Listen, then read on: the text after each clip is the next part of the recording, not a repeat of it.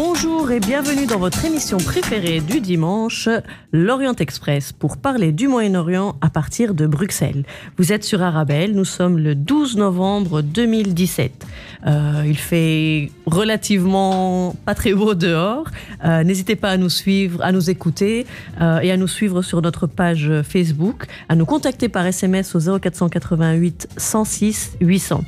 Comme tous les dimanches, je suis accompagnée de la réalisatrice et consultante Myrna Nabhan. Hi Myrna, kifek. Ahlan Majdoulin, bonjour tout le monde. J'espère que vous allez bien, que vous avez tous passé une super semaine et que vous passez aussi un excellent dimanche, même si on a eu de la grêle.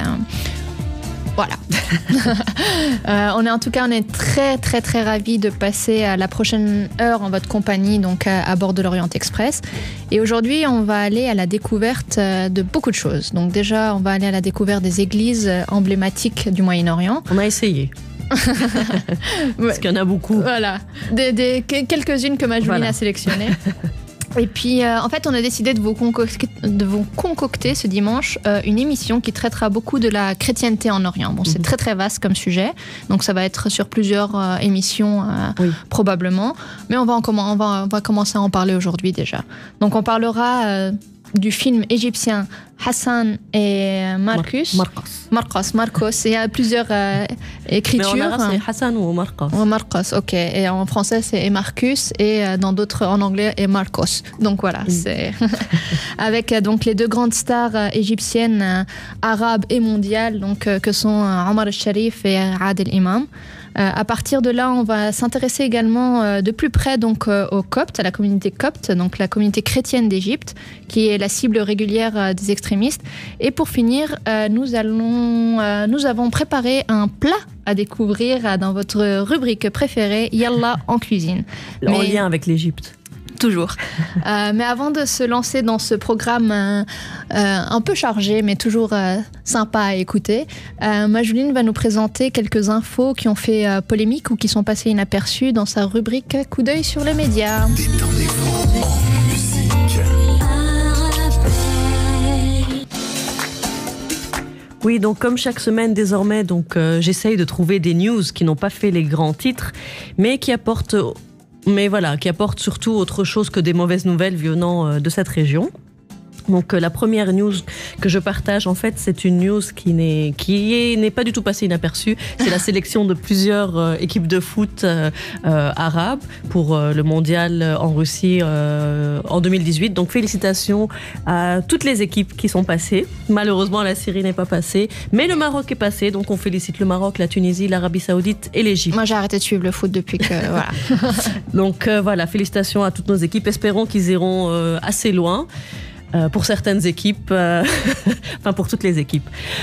Donc voilà, la deuxième news que je partage avec vous, ça concerne la bande de Gaza, qui étouffe, comme on le sait, mais qui plante désormais des ananas. D'accord.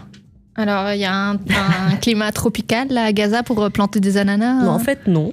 Les ananas sont cultivés sous serre à Khan Younes et environ déjà 4000 fruits devraient être récoltés au cours de cette saison. Donc, comme vous le savez, la bande de Gaza, c'est une très étroite langue de terre qui est soumise à un blocus extrêmement vigoureux par Israël et dont la frontière avec l'Égypte est quasi fermée. Donc, l'économie est à genoux. Il y a des pénuries d'eau, des pénuries et coupures d'eau. Mais il y a aussi un problème d'eau. Oui, en plus. D'électricité, il y a des problèmes de pollution, il y a une pression démographique. Donc, voilà. Il y a beaucoup de problèmes et je ne sais vraiment pas comment le gouvernement des Pays-Bas a réussi à négocier pour développer des projets à Gaza. Ah, donc c'est le gouvernement des Pays-Bas donc c'est les Pays-Bas qui soutiennent... Qui ont subventionné ce projet. Qui soutiennent plusieurs projets à Gaza, dont celui-ci. D'accord. Donc qui est de cultiver des ananas. Sous serre, pour que les agriculteurs puissent diversifier leur production et qui sait peut-être à terme exporter. Et en fait, les Pays-Bas financent aussi un scanner géant qui permet de contrôler la marchandise, donc entrante et surtout sortante. Donc ça pourrait rassurer les grands voisins pour plus tard. de l'exportation, par exemple. Parce que pour l'instant, ces 4000 fruits seront destinés à la production locale gazaoui. D'accord, on a hâte de goûter espérons les ananas palestiniens de la bande de Gaza. Et d'autres produits, on espère que peut-être ce scanner géant va débloquer certaines choses. Inch'Allah. Tu as aussi une actualité sur la Syrie, me semble. Oui, alors la Syrie a annoncé son intention de rejoindre les accords de Paris sur le climat. Donc c'était ce mardi à Bonn, durant la COP23. Donc c'était un des derniers pays qui n'avait pas signé. Voilà, donc il y avait les États-Unis, le Nicaragua et la Syrie. Donc le Nicaragua l'a rejoint déjà, où ils ont dit qu'ils allaient signer, ou ils ont déjà signé, je ne sais plus, aussi il n'y a pas très longtemps. D'accord. Et donc voilà, le représentant syrien a indiqué qu'une loi avait été adoptée en Syrie en vue de ratifier l'accord de Paris. Ils ont souligné que tous les pays avaient une responsabilité, mais aussi évoqué l'intention en Syrie de se consacrer aux priorités nationales, notamment la reconstruction après la guerre. Mais bon, c'est intéressant de se dire que même la Syrie, avec tous les problèmes qu'elle a, elle est consciente de la problématique climatique. Donc il ne reste plus que les Américains, fait, les États-Unis de Trump qui se retrouvent un peu les seuls, n'ayant pas justement... Climatiquement isolés. Oui, climatiquement isolés. Et justement aussi, donc, je pense que ta dernière actualité est en lien avec d'ailleurs notre dossier de la semaine. Tout à fait, donc Mossoul. Chaque semaine, en fait, nous avons une nouvelle de Mossoul. Mais des bonnes nouvelles de plus en Toujours plus. Toujours des bonnes nouvelles. Alhamdulillah. Donc, comme on vous le dit, le redit, c'est en Irak. Donc, une association d'Irakiens musulmans remet en état des églises pour appeler leurs compatriotes de confession chrétienne à revenir.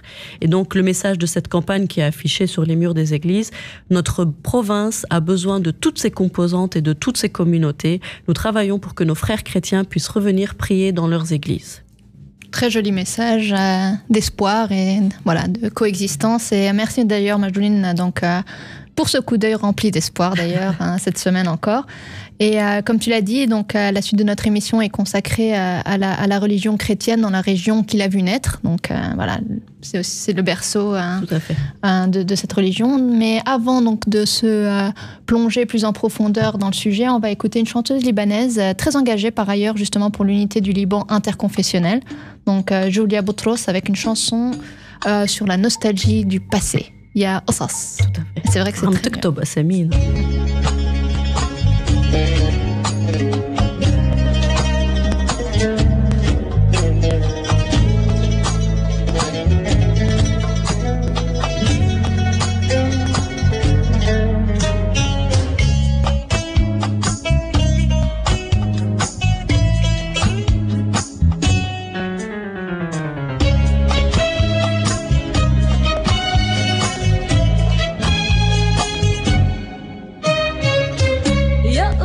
عم تكتب أسامينا عزمان الماضي وتمحينا يا قصص عم تكتب أسامينا عزمان الماضي وتمحينا جينا نحنا وغنانينا والرقص يضوي ليالينا ليالينا ليالينا يا قصص عم تكتب أسامينا عزمان الماضي وتمحينا يا قصص عم تكتب أسامينا عزمان الماضي وتمحينا جينا نحنا وغنانينا والرقص يضوي ليالينا ليالينا ليالينا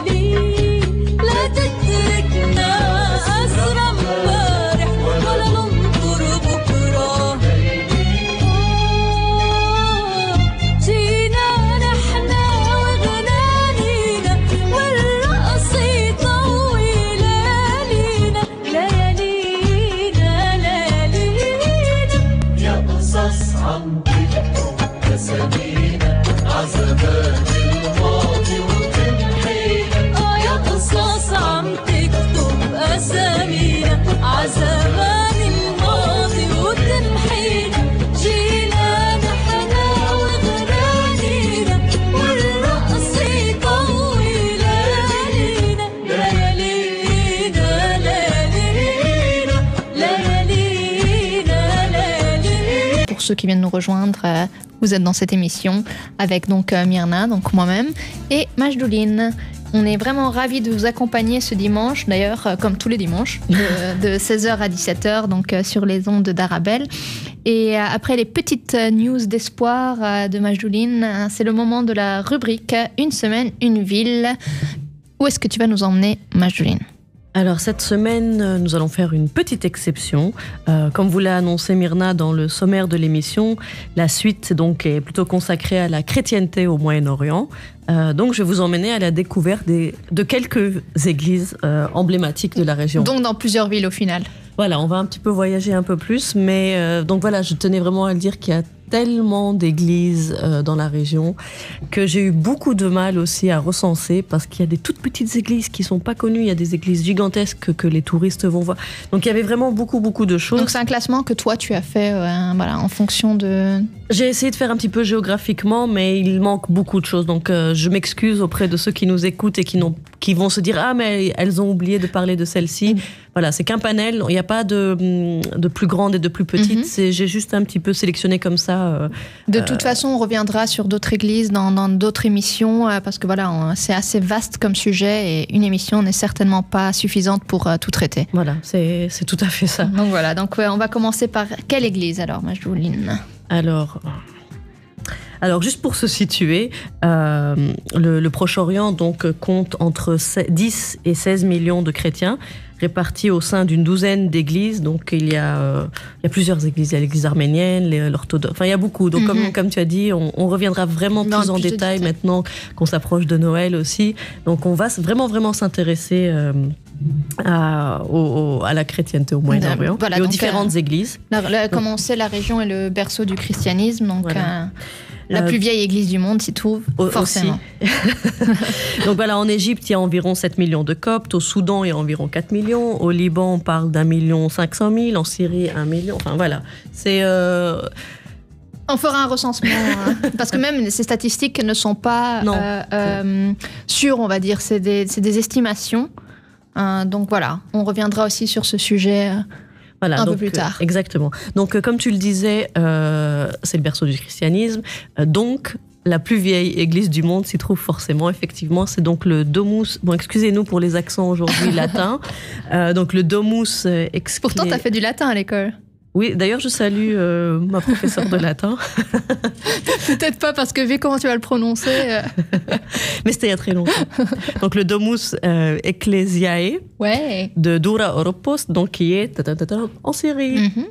En fait, c'est le plus ancien vestige d'église chrétienne dans le monde. Et maintenant, je vais expliquer la différence, parce qu'en fait, c'est une ancienne demeure romaine qui était transformée en lieu de culte. Elle a été construite en 240, on va dire. Enfin, il ne reste presque plus rien, à part quelques escaliers ou des murs. Mais certaines pièces, notamment les fresques, elles ont été transférées à l'université de Yale. Pourquoi ? Parce que c'est eux, avec la Syrie, qui menaient les fouilles à l'époque en 1932 et se sont partagés un petit peu ce qu'ils ont trouvé, les trouvailles. Et donc, on peut encore aller voir de magnifiques fresques au musée de l'université de Yale. Par contre, donc, la plus ancienne église connue et spécifiquement construite pour être lieu de culte et non un bâtiment transformé, comme donc Dura Oropos, ce serait celle de Aqaba en Jordanie. D'accord. Par rapport à donc, celle en Syrie, on reviendra aussi sur la question à savoir maintenant si ça a été préservé ou pas, vu qu'il y a eu aussi des combats dans cette région. Donc ça, c'est vraiment les vestiges, on va dire, les restes de ces églises. Oui, même celle d'Aqaba, celle de la Jordanie. Des restes. D'accord. Des vestiges. Est-ce qu'il y en a encore qui sont encore en usage et debout ? Évidemment. Donc la base de la base, c'est évidemment la Palestine. En Palestine, parce que c'est là où est né Jésus. Donc on a la basilique de la Nativité à Bethléem, donc Knist el-Mahd, Beit Lahem. Donc elle a été bâtie selon la tradition sur le lieu présumé de la naissance de Jésus de Nazareth. Elle a donc été érigée au IVe siècle par l'empereur romain Constantin Ier le Grand. Désolé, il va y avoir un petit peu d'histoire aujourd'hui. Et en fait, sous l'église se trouve la grotte de la Nativité, là où serait né Jésus. D'accord. Et selon la tradition, donc l'endroit exact est indiqué sous l'autel de la Nativité.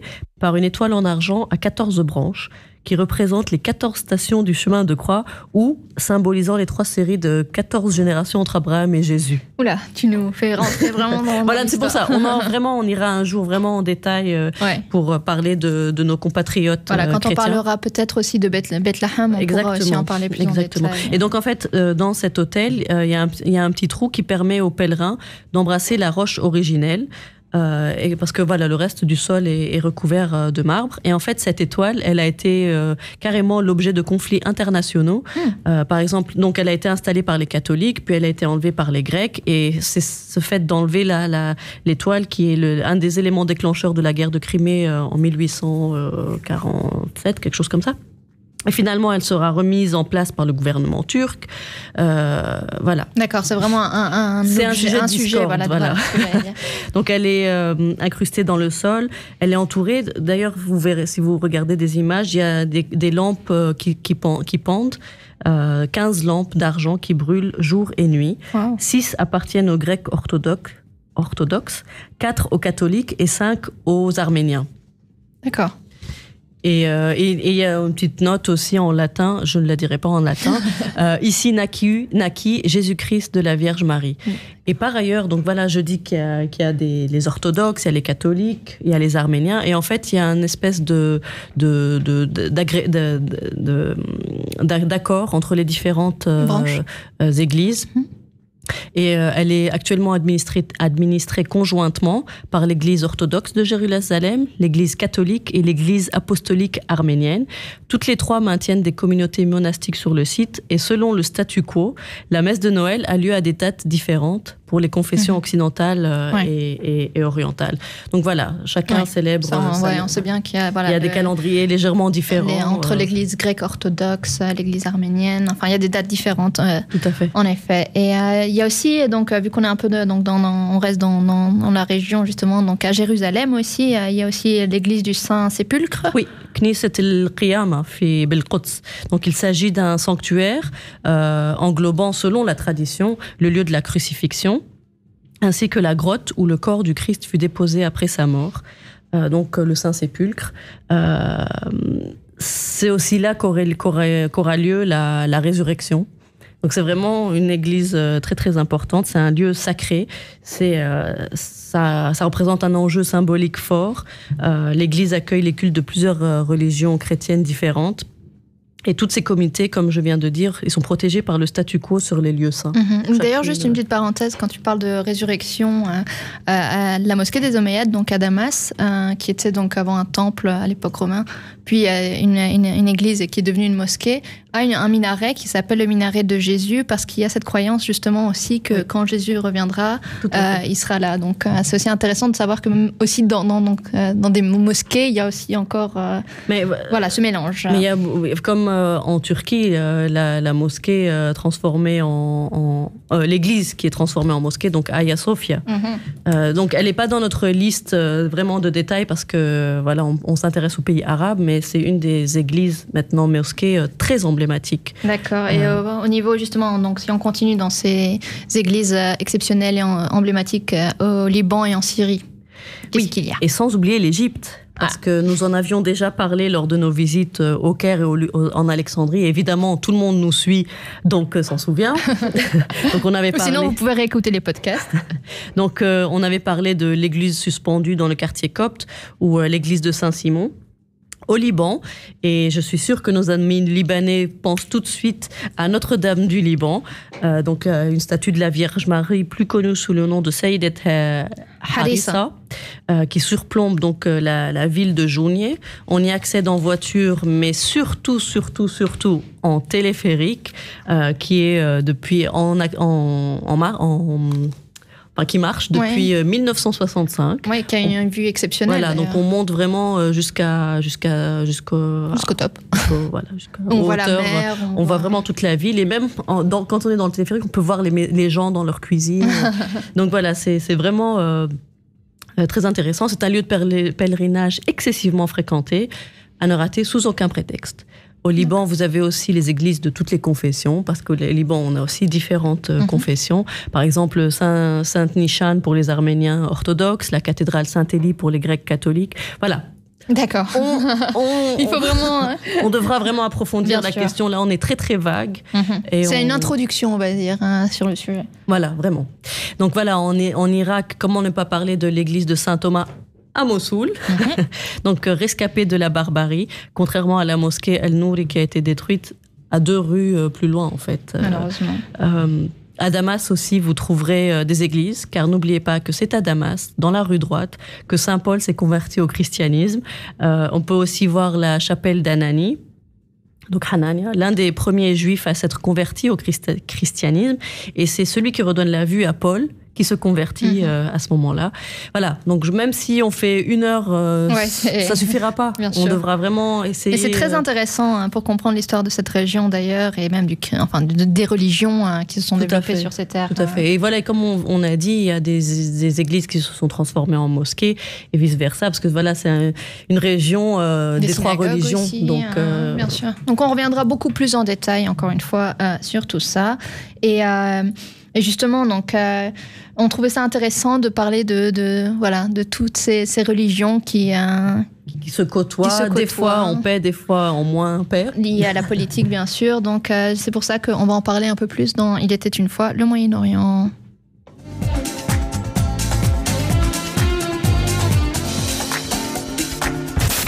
Arabelle FM à Bruxelles sur le 106.8.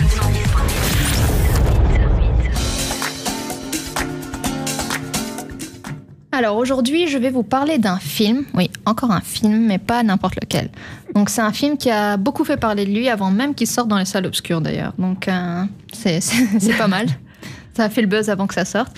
Donc il s'agit du film égyptien Hassan ou Marcos, comme dirait Majdoulin, Marcos plutôt, qui est sorti en 2008, dans lequel donc se partagent l'affiche les 2 géants du cinéma égyptien et mondial, donc le grand Omar al-Sharif et Adel Imam. Donc voilà, c'est un très beau casting. Et en fait, j'imagine qu'il est... oui, c'est un très beau casting. Et en fait, il parle de quoi, ce film? Concentre-toi un peu avec moi, Majdoulin. Oui. Donc, c'est l'histoire d'un chrétien et d'un musulman. Mais bon, quand je dis comme ça, on dirait que je commence une blague, mais c'est pas du tout Ouais, ça. Donc, C'est vraiment le synopsis. ouais, donc c'est bon. On va dire que l'auteur du film a voulu traiter donc d'une façon un peu tragicomique et sous forme de fable un sujet qui est vraiment très sensible, donc qui est le communautarisme et donc l'unité nationale, qui est donc la cohabitation de 2 communautés, donc la chrétienne, donc copte dans le cas de l'Égypte, et musulmane, donc toujours en Égypte. Donc, j'imagine qu'il est difficile de faire une comédie sur un sujet brûlant comme ça en Égypte. Oui, mais ça c'est sûr. Mais Donc, bon, c'était en 2008. Mais oui, mais bon, Oui. actuellement, c'est pas mieux, donc voilà. Et même avant, donc c'est un sujet vraiment qui est resté assez brûlant, enfin, qui l'est encore.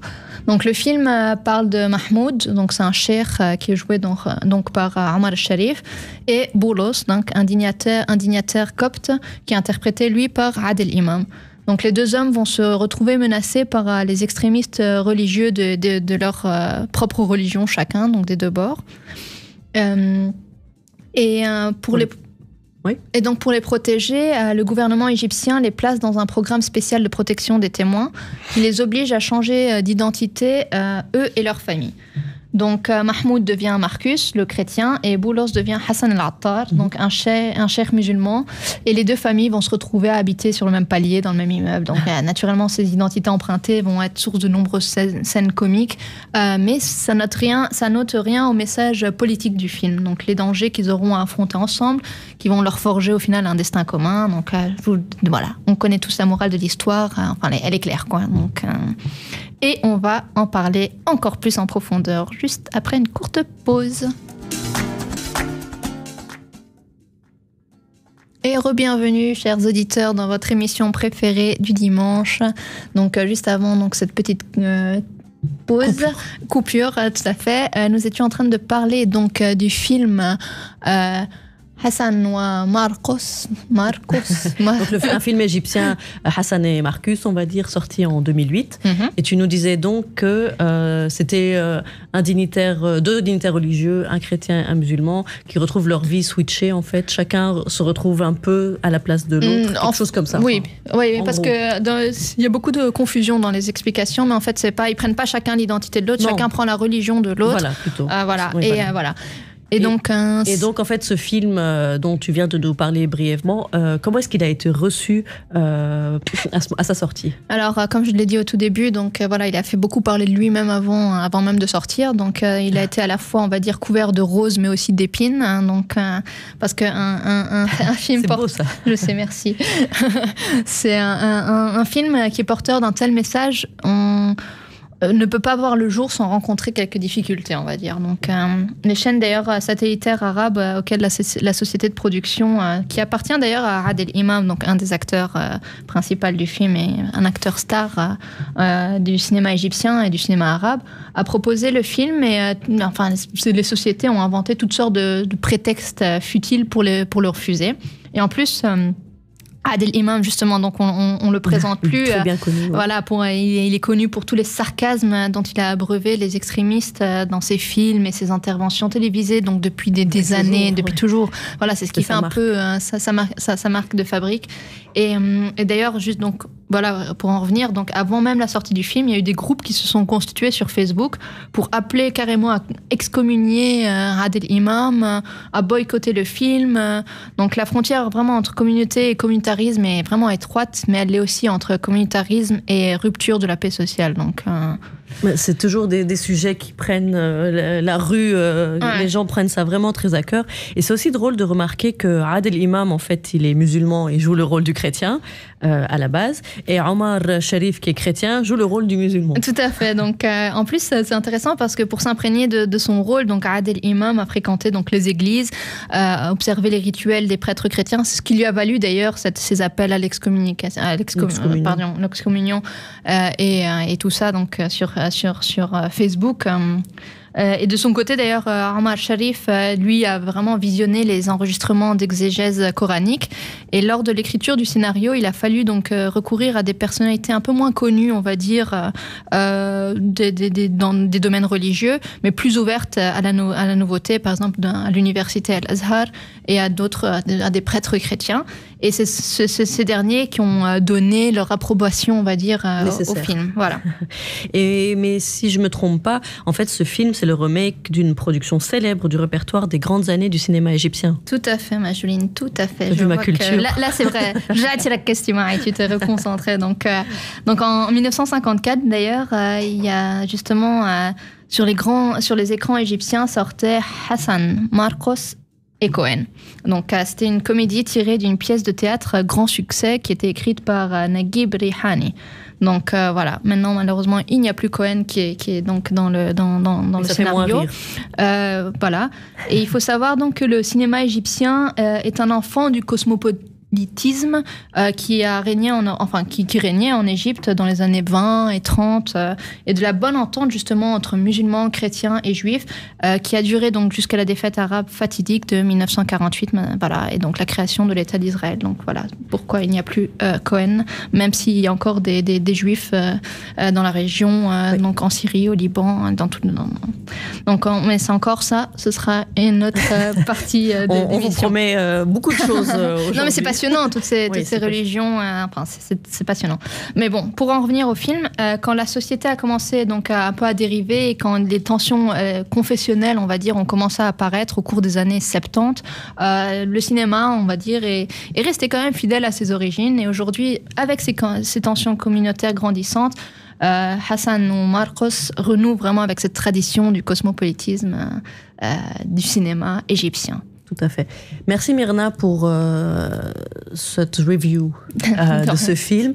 Mais comme tu m'as dit, c'est pas vraiment un film super politique, c'est un film qui se regarde parce que c'est une comédie en fait. Et d'ailleurs, ça a été un des reproches qu'on a fait à ce film, c'est que c'est pas du tout justement, ça traite pas les racines, les nanans, c'est vraiment juste plus superficiel. C'est un film grand public. Et je trouve ça beaucoup mieux aussi parce que voilà, on revient juste à l'être humain, c'est un message aussi de paix, de tolérance, et de voir à quel point dans toutes les religions, on a des gens plus obtus que d'autres. Bien, merci pour sa rubrique. Et je pense qu'elle a inspiré le dossier de la semaine, parce qu'on va rester en Égypte avec nos amis coptes d'Égypte. Notre application est disponible sur Apple Store et Google Play. Alors aujourd'hui, comme on parle beaucoup de la chrétienté en Orient, je me suis dit qu'on allait s'intéresser donc de plus près aux Coptes. Qui sont-ils? Pourquoi on entend parler d'eux principalement et malheureusement que quand il y a des mauvaises nouvelles parce qu'ils sont pris pour cible? Est-ce qu'ils sont arabes? Tout un tas de questions du genre que l'on pourrait se poser. On va commencer par la base. D'où vient le terme copte? Alors, cette fois-ci, c'est à mon tour de m'excuser d'avance pour l'accent. Donc, en fait, les Coptes remontent à l'aube du christianisme, à l'époque où l'Égypte est intégrée à l'Empire romain, puis à l'Empire byzantin, après donc, la disparition de la dernière dynastie pharaonique des Ptolémées, qui sont d'origine grecque. Donc voilà, pourquoi est-ce que je m'excuse? Parce que le terme copte est tiré du mot grec ancien. Je n'ai jamais fait de grec, donc ça va. Toi, t'as fait du latin, par contre. Donc, mais tu sais le prononcer peut-être mieux que moi. Oui, j'ai eu de l'aide. On m'a entraîné, donc ça viendrait, excusez-nous, à Coptos. Ah, mais moi je l'aurais dit Aegyptoé, vu comme non, ça s'écrit. À Coptos. Ok. Donc Égypte, qui est le nom donné par les Grecs aux Égyptiens. C'est ainsi aussi que les conquérants arabes ont désigné la population d'Égypte. Donc voilà. Le mot aujourd'hui désigne donc les chrétiens d'Égypte. Donc Coptes. Ouais. Les Coptes d'Égypte représentent la communauté chrétienne la plus nombreuse du Moyen-Orient et l'une des plus anciennes. Ils représentent combien de pourcents de la population égyptienne environ? Comme on l'a dit tout à l'heure dans notre discussion, il n'y a pas vraiment de statistiques officielles parce que certains États comptent les religions, d'autres pas. Enfin, vraiment, c'est un peu flou. Puis maintenant, avec tous les conflits, oui, les mouvements un peu, migratoires. Tout à fait. Donc, c'est vraiment assez difficile d'estimer. Mais la plupart des chrétiens en Égypte sont coptes orthodoxes. Et alors, ils représenteraient 14 millions de fidèles, donc soit 15% de la population. Mais voilà, c'est un chiffre, enfin, c'est un pourcentage où il n'y a pas vraiment de consensus vraiment sur ce pourcentage. Le gouvernement, donc, lui, estime qu'il y a encore que les chrétiens représentent entre 2 et 3% de la population. Donc, on voit qu'il y a vraiment un écart entre ce que disent les églises qui disent 15% et le gouvernement qui dit 2 ou 3%. Donc, c'est aussi une manière de minimiser leur présence et donc leur représentativité, apparemment, d'après ce qu'on peut lire. Mais alors, le chiffre de 10%, donc vraiment une moyenne entre 15 et 3, est souvent retenu. Je sais que tu n'étais pas très forte en maths. C'est pas moi qui ai fait la moyenne. Hein. Mais bon, c'est ce que. Non. On va dire qu'on va retenir 10% de la population. Voilà, mais c'est pas moi qui ai fait la moyenne, je tiens à préciser ça. Je sais que je suis nulle en maths, mais quand même. Donc voilà, les Coptes sont présents dans tout le pays, donc avec des concentrations plus fortes en Moyenne-Égypte. Jolie m'a rappelé des cours de mathématiques. Là, c'est un peu. Entre le cours de latin, le cours de maths. Donc, bonjour à tous nos profs. Voilà. Donc, on les retrouve, revenons aux Coptes, donc on les trouve dans toutes les catégories sociales, donc des catégories les plus défavorisées aux plus grandes familles, comme par exemple les Boutros. Oui, donc c'est pas vraiment spécifique à une élite de la société, c'est vraiment dans toutes les strates sociales. Comme généralement dans cette région du monde. Hein. Par contre, ils sont apparemment faiblement représentés au gouvernement. Et eux-mêmes estiment qu'ils sont tenus à l'écart de nombreux postes au sein de la justice, des universités ou encore de la police. Ok, donc aussi, ici, on va dire en Europe, en Occident, on entend régulièrement que la communauté copte est ciblée lors d'attentats. Voilà, pourquoi est-ce que cette communauté en fait est menacée alors qu'ils sont là depuis toujours? Ça c'est vraiment un peu un sujet épineux en effet, comme malheureusement tout ce qui est en train de se passer actuellement dans la région, mais les tensions intercommunautaires, on va dire, en Égypte commencent à voir le jour dans les années 70. Et la communauté copte avait été donc déjà ciblée par de nombreux attentats, donc déjà à l'époque. Mais c'est vraiment avec la montée d'un islam, on va dire, rigoriste, auquel font face maintenant tous ces pays, donc que ce soit la Syrie, le Liban, l'Égypte, l'Irak. l'Égypte aussi, donc qui a aggravé donc le sentiment, on va dire, de marginalisation des Coptes, donc surtout depuis la chute du président Hosni Moubarak, donc en 2011. Et puis après, donc cette même minorité donc a subi les représailles d'éléments vraiment les plus radicaux qui lui ont reproché d'avoir soutenu aussi donc l'éviction en juillet 2013 du président donc Mohamed Morsi. Donc ils sont vraiment la cible, on va dire, de divers groupes islamistes, groupuscules, et vraiment bien sûr voilà, le plus gros groupe terroriste, donc Daesh, donc aussi qui s'en prend vraiment violemment beaucoup à cette minorité, mais pas que, bien sûr. Donc tout le monde est victime, malheureusement. Et justement, donc, pour prendre le contrôle du territoire, la stratégie de ce groupe terroriste passe justement par une certaine homogénéisation, voilà, j'ai réussi à le dire, de la population. Donc elle doit être vraiment acquise à cet islam radical qui est revendiqué par ces groupes-là. Donc cela se traduit vraiment donc, par la conversion ou l'exclusion des minorités religieuses, dont les chrétiens, bien sûr, mais pas que, encore une fois. Donc voilà, mais qui sont ciblés malheureusement. Entre autres. Donc, depuis l'été 2013, d'ailleurs, il y a eu plus de 40 églises qui ont été incendiées ou endommagées, ainsi que des écoles, des maisons, des commerces qui appartiennent donc à des Coptes. Et selon donc certaines ONG, comme Human Rights Watch, par exemple, elles accuseraient aussi les forces de l'ordre d'avoir été absentes justement lors de ces attaques confessionnelles. Donc, c'est vraiment un peu un méli-mélo de différentes choses, et ça bouillonne et ça explose vraiment assez souvent, malheureusement. Et donc les Coptes d'Égypte ont une histoire peuplée de martyrs, et aujourd'hui encore, ils souffrent vraiment dans leur chair. Bon, la seule chose qu'on peut dire, c'est espérons que toutes ces violences cessent, et que toutes les différentes aussi communautés cessent d'être ciblées comme des ennemis dans leur propre pays. Donc voilà, c'est encore et toujours un message de paix pour cette région et dans le monde. C'est tout ce qu'on lui souhaite. Merci Myrna pour ton rapide mais néanmoins très intéressant dossier de la semaine que nous allons vraiment approfondir probablement d'ici à Noël, puisque c'est l'occasion d'apprendre d'en apprendre un peu plus sur nos compatriotes chrétiens. Et maintenant, on va encore parler d'Égypte. Mais pour un plat qui est entré dans le Guinness Book des records cette fois-ci. Donc restez avec nous pour la rubrique préférée, Yallah en cuisine.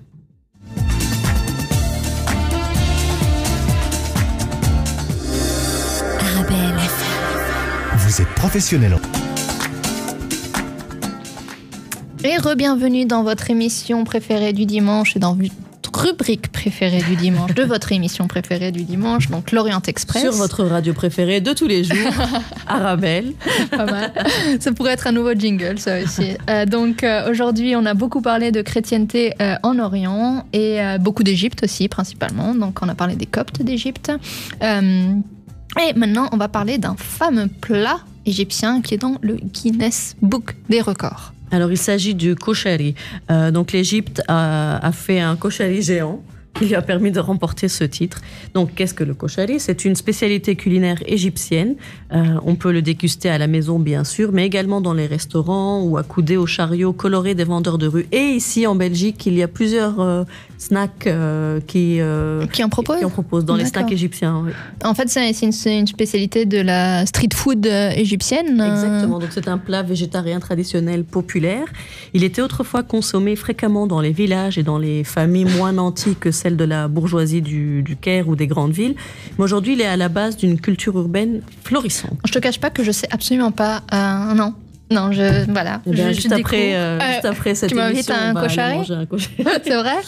Alors, attention, il y a beaucoup de gens qui écoutent là maintenant. La semaine prochaine, je vous dirai si elle a tenu sa promesse ou pas. Je sais qu'il y en a souvent près des universités, donc il y a des kebabs, il y a des snacks de mitraillettes et tout ça. Il y a aussi des. C'est vrai. Oui. J'ai jamais vu. Pourtant, j'aime bien, mais c'est bizarre. Et c'est quoi exactement donc, le koshari, c'est plusieurs cultures dans un seul plat, qui a toute une histoire. Bien que bon, c'est pas un plat d'origine égyptienne. Je me disais bien avec le nom koshari. Mais il est devenu rapidement très populaire sur les rives du Nil, comme une tradition venue d'ailleurs, mais très rapidement assimilée. Et certains historiens ont repéré des indices dans le récit de voyage, donc Rihla, du grand voyageur et savant marocain Ibn Battuta, qui fait mention de kishri ou kitshri, des habitants de l'Inde. Donc c'est un plat de consommation quotidienne à base de lentilles mélangées à du riz avec de la graisse. Et comment ça arrivait jusqu'en Égypte, de l'Inde jusqu'en Égypte? Eh bien, nous retrouverons les Indiens beaucoup plus tard via l'armée britannique qui, passant d'une ancienne colonie à une autre campagne de colonisation, transporte dans ses bagages les habitudes culinaires de la British India. Donc le koshari, il est ainsi introduit en Égypte vers la fin du 19e siècle, début du 20e siècle, où ce plat est très bien accueilli car il est il est bourratif et peu cher. Donc il est cuisiné à base de riz, de lentilles, parfois de pois chiches. Et comme à cette époque, beaucoup d'Italiens vivaient en Égypte, ils ont adopté le plat et y ont rajouté leur nourriture favorite, les macaronis. Dans le koshari. Voilà, mais en fait, le koshari, il a été adapté aux habitudes et au goût des Égyptiens avec des assaisonnements particuliers comme la sauce tomate, les oignons caramélisés, l'ail haché, le vinaigre, de l'huile, du piment, ou alors de la harissa égyptienne. Je ne sais pas trop comment elle s'appelle. D'accord. C'est un plat vraiment symptomatique, on va dire, du mélange des différentes civilisations qui se sont entrecroisées en Égypte à un moment de son histoire, donc. Tout à fait. D'accord. Ben, ça me donne vraiment envie d'aller goûter ce plat. Et merci beaucoup, Majouline, d'ailleurs, pour cette découverte culinaire qui, je pense, fera bien plaisir à nos amis végétariens aussi, vu ce que tu dis.